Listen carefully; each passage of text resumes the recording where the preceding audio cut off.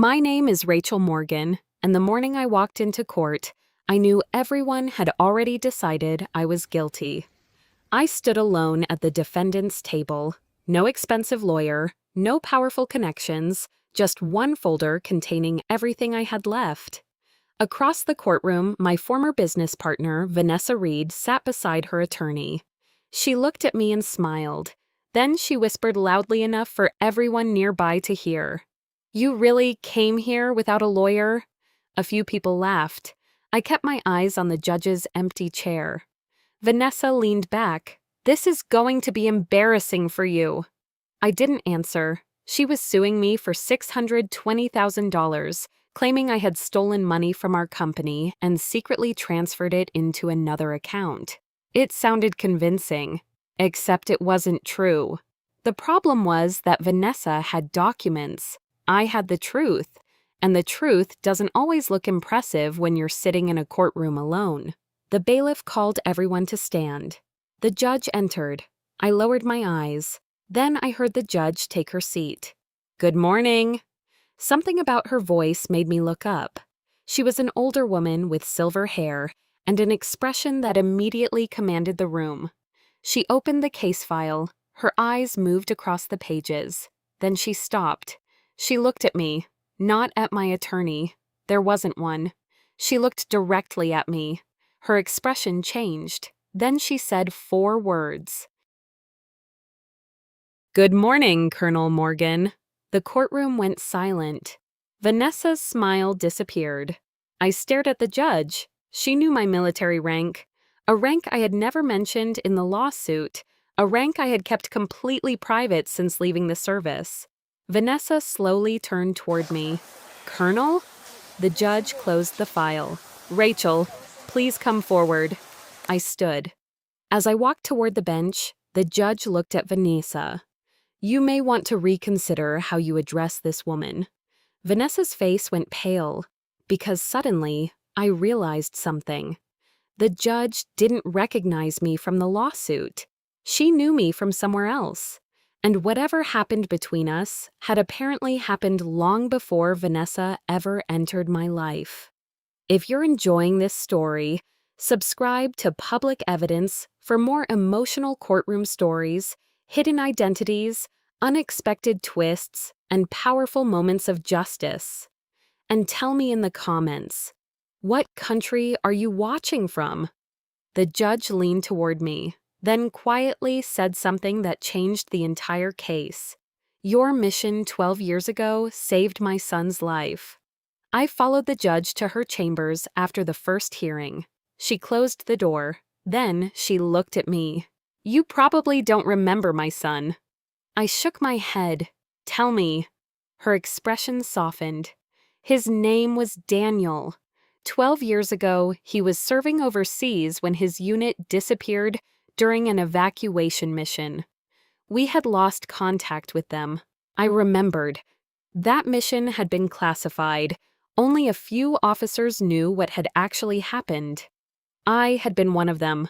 The judge continued. "My son was one of 12 Americans trapped behind enemy lines." My heart tightened. I had led the recovery team. We found them before dawn. But the official report never mentioned my name. The judge looked at me. "You refused recognition. You told your commander the mission belonged to the entire team." I remembered why. 3 soldiers had stayed behind to get the others out. One never came home. I couldn't accept praise for something that had cost someone else his life. The judge wiped a tear from her cheek. "Daniel came home because of you." I looked down. "I was only doing my job." She shook her head. "You saved my son's life." Then she opened a drawer and removed an old photograph. A young soldier stood beside 11 others. Daniel was smiling. On the back was a handwritten note. She showed it to me. "He wrote your name." I stared at the words. Then the judge said something that brought me back to the courtroom. "Your former business partner knows about your military history." I looked up. "Vanessa?" She nodded. "And that is why I don't believe this lawsuit is about money." My stomach dropped. She thinks she can use your past against you.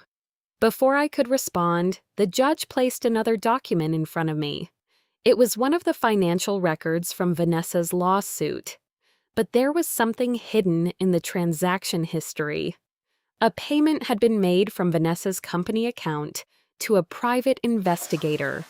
The date was 3 months before the lawsuit, and the description contained only 4 words. Find Colonel Rachel Morgan. I stared at it.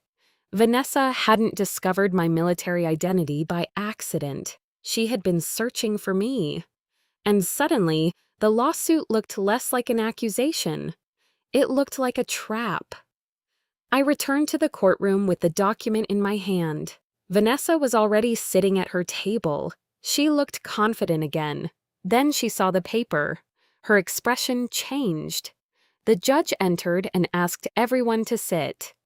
Mr. Harris, Vanessa's attorney, began presenting his evidence. He showed bank transfers, emails, company records. Everything appeared to point toward me.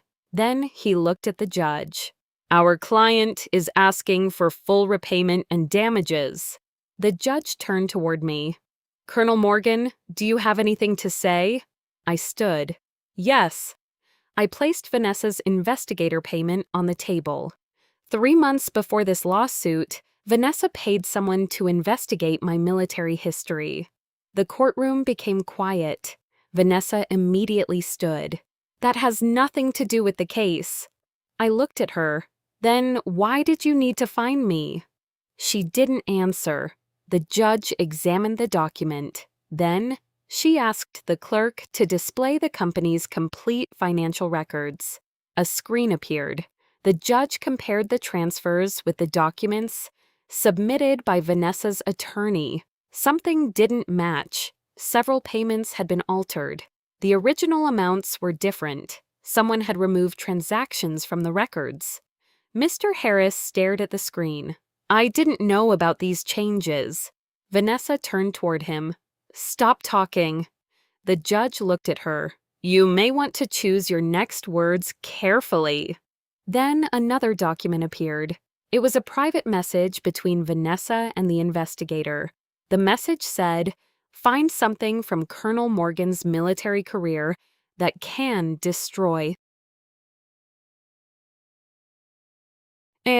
Find something from Colonel Morgan's military career that can destroy her credibility before she reaches court. My heart sank. She hadn't sued me because she believed I stole money. She had built the case because she wanted to discredit me. But why? The judge asked Vanessa directly. What were you trying to hide? Vanessa remained silent. Then her attorney whispered something to her. She shook her head. No. The judge looked at me. Rachel, I believe there is another reason you were targeted. She pointed toward one of the missing transactions. This payment was made to a defense contractor, and the company receiving it had connections to a classified operation from 12 years ago. My blood ran cold, because that was the same mission the judge had just mentioned. And suddenly, I understood. Vanessa hadn't been investigating my past. She had been searching for something I knew. The courtroom went silent. I looked at Vanessa. What did you think I knew? She didn't answer. The judge turned toward the clerk. Bring up the archived military records connected to that payment. A secure file appeared on the screen. My stomach tightened. It showed the operation from 12 years ago, the same mission where 12 Americans had been rescued. But there was something I had never seen. A financial trail. Someone had secretly paid a contractor to leak information about the operation. The leak had nearly exposed our location. The judge looked at me. You knew about the leak? I nodded. I knew someone inside the operation had betrayed us, but we never discovered who. Then Vanessa finally spoke. Because you were the only person who could identify the source. I stared at her. You hired an investigator to find me so you could force me to reveal classified information. She shook her head. I needed the location of one document. Which document? The original mission report. My blood ran cold. That report contained the name of the person who had authorized the leak. The judge looked toward Vanessa. And that person was connected to your company. Vanessa's face went pale. She had been using the lawsuit to gain access to my records. If I had hired a lawyer, they would have requested discovery. They would have forced me to provide documents.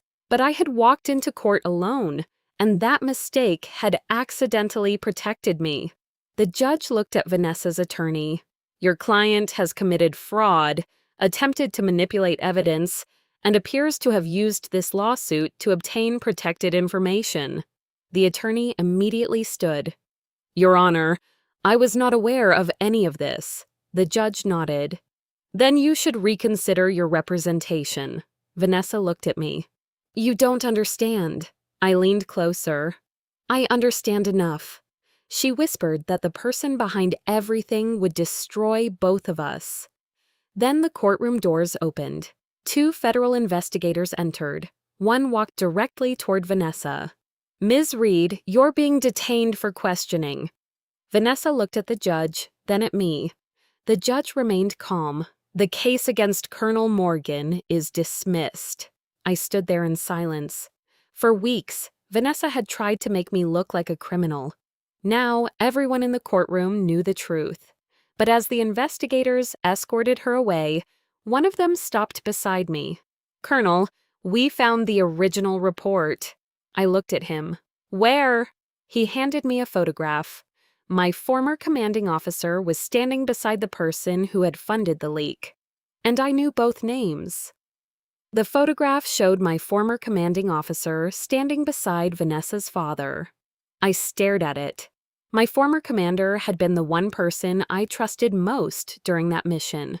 Now I understood why the operation had been classified so heavily.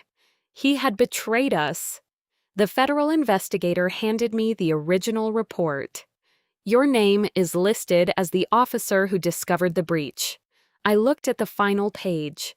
There was another signature, Vanessa's father. He had authorized the payment that exposed our position. 12 Americans had nearly died because of him. Vanessa had known. She had spent years protecting her family by trying to destroy the only person who could connect them to the crime. Me. The judge looked at me. Rachel, you were never the defendant. You were the witness they were afraid of. I looked across the courtroom. For the first time, I understood why she had called me Colonel. She wasn't reminding the room of my rank. She was reminding me of who I was. A woman who had survived pressure before.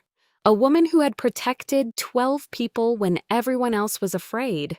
A woman who didn't need permission to tell the truth. Vanessa was later charged for her role in the scheme.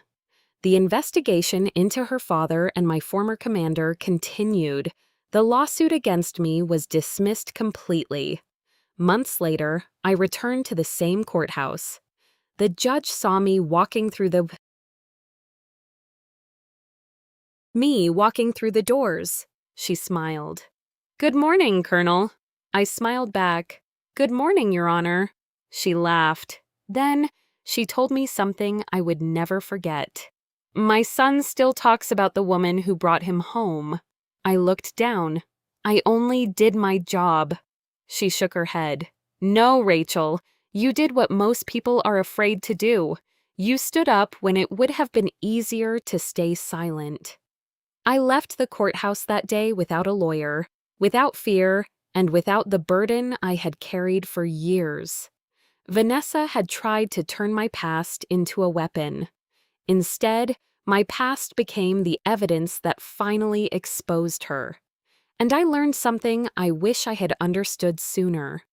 Sometimes people underestimate you because they only know the version of you that you allow them to see.